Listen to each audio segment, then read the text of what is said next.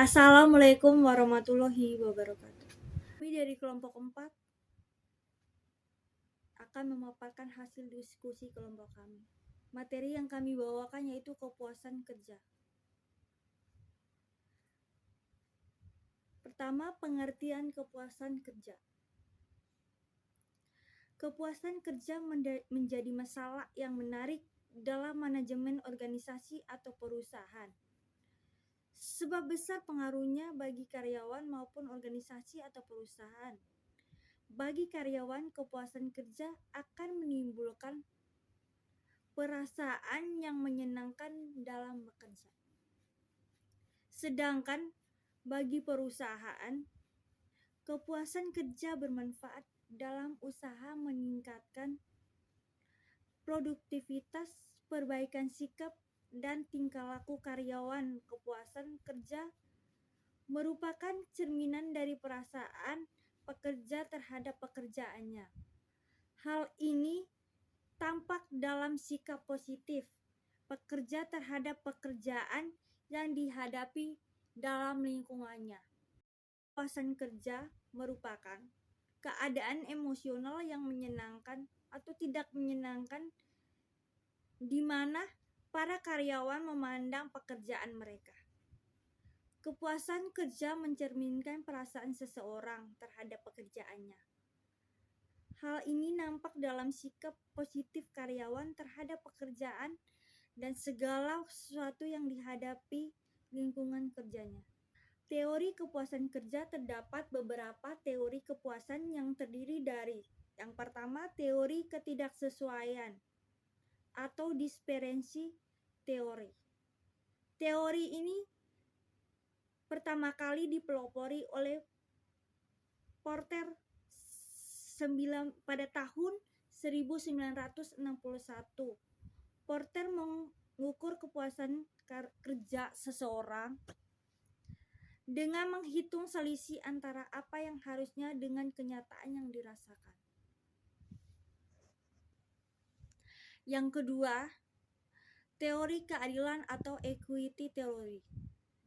Equity theory dikembangkan oleh Adams pada tahun 1963. Adapun pendahulu dari teori ini adalah Jianjik pada tahun 1958. Dikutip dari merasa puas atau tidak puas tergantung apakah. Prinsip teori ini bahwa orang akan merasakan adanya keadilan atau tidak atas suatu situasi. Yang berikut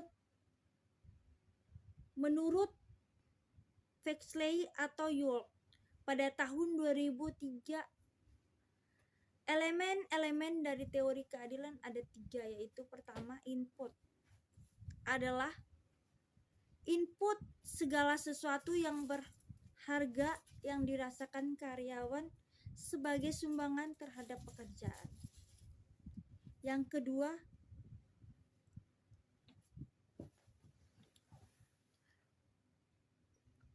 quid comes. Quid comes adalah segala sesuatu yang berharga yang dirasakan karyawan sebagai hasil dari pekerjaannya. Yang berikut, comparison person.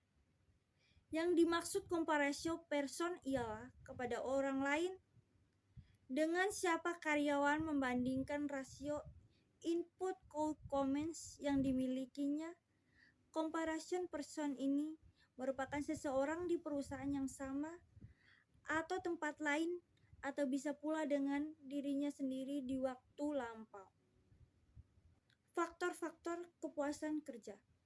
Yang pertama, karyawan terdapat banyak faktor yang mempengaruhi kepuasan kerja karyawan. Beberapa faktor yang mempengaruhi kepuasan kerja karyawan yang ada dapat dikelompokkan menjadi 3 bagian, yaitu pertama, karakteristik individu, yang kedua, variabel situasional, yang ketiga, karakteristik pekerjaan. Selanjutnya ada faktor-faktor kepuasan kerja. Karakteristik individu. Yang A, kebutuhan-kebutuhan individu. Kepuasan kerja sangat dipengaruhi oleh kebutuhan-kebutuhan yang mendasarinya. Kepuasan kerja tergantung pada seberapa jauh individu merasakan bahwa kebutuhannya terpenuhi atau tidak terpenuhi. Yang B, nilai-nilai yang dianut individu, nilai penting untuk mempelajari perilaku koordinasian karena nilai meletakkan dasar untuk memahami sikap dan motivasi, serta nilai mempengaruhi persepsi karyawan. Selanjutnya ada ciri-ciri kepuasan kerja. Ciri-ciri kepribadian seseorang akan besar pengaruhnya pada cara orang berpikir, cara memutuskan sesuatu, merasakan sesuatu, dan menyelesaikan pekerjaan. Kesesuaian antara kepribadian dengan pekerjaan orang-orang yang tipe kepribadiannya kongruent dan pekerjaan yang mereka pilih seharusnya ada kesesuaian bakat dan kemampuan yang tepat untuk dengan pekerja. Selanjutnya ada variabel-variabel kepuasan kerja. Variabel-variabel yang bersifat situasional. Yang A, memperbandingkan terhadap situasi yang ada. Seringkali orang membandingkan apa yang diperoleh dengan apa yang diperoleh oleh orang lain, serta apa yang diperolehnya saat ini dengan yang pernah ia peroleh di masa lampau. Yang B, pengaruh kelompok acuan. Kelompok acuan adalah kelompok di mana individu seringkali meminta petunjuk atau pendapat dalam menghadapi persoalan-persoalan yang ditentukan. Yang C, pengaruh dari pengalaman kerja sebelumnya.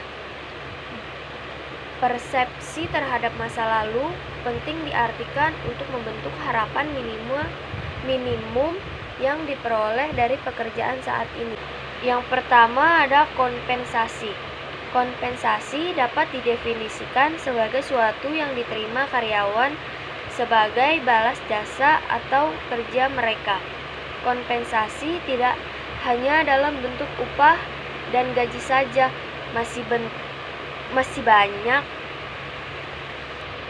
banyak bentuk kompensasi yang bisa diterapkan oleh perusahaan atau organisasi, diantaranya adalah upah gaji dan insentif.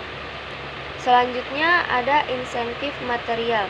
Yang pertama ada bonus, yang kedua komisi, yang ketiga profit sharing, yang keempat kompensasi yang ditangguhkan, pensiunan, pembayaran kontraktual.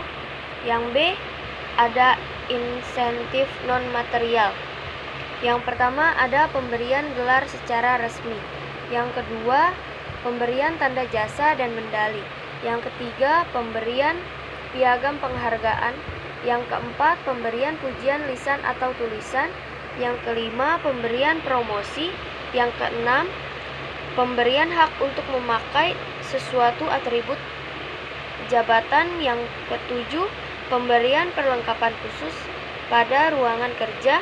Yang kedelapan pemberian hak untuk apabila meninggal dimakamkan di makam pahlawan. Selanjutnya ada mengukur kepuasan kerja. Terdapat beberapa cara pengukuran kepuasan kerja, baik dari segi analisa statistik maupun dari segi pengumpulan data. Informasi yang didapat dari kepuasan kerja ini biasanya melalui tanpa jawab. Informasi yang didapat dari kepuasan kerja ini biasanya melalui tanya jawab secara perorangan, dengan angket maupun dengan pertemuan kelompok kerja. Pengukuran kepuasan kerja dapat dilakukan melalui beberapa pendekatan, yaitu kepuasan kerja dilihat sebagai konsep global, kepuasan kerja dilihat sebagai konsep permukaan, dan sebagai fungsi kebutuhan yang terpenuhi. Kepuasan kerja dilihat sebagai konsep global. Konsep ini merupakan konsep atau dimensi, semacam ringkasan psikologi dari semua aspek pekerjaan yang disukai atau tidak disukai dari suatu jabatan.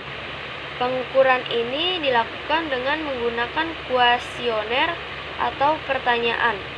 Yang kedua, ada pengukuran kepuasan kerja dilihat sebagai konsep permukaan. Konsep ini menggunakan konsep facet atau permukaan atau komponen yang menganggap bahwa kepuasan karyawan dengan berbagai aspek situasi kerja yang berbeda dapat bervariasi secara bebas dan harus diukur secara terpisah. Sekian dari kelompok 4. Mohon maaf bila ada kekurangan. Wassalamualaikum warahmatullahi wabarakatuh.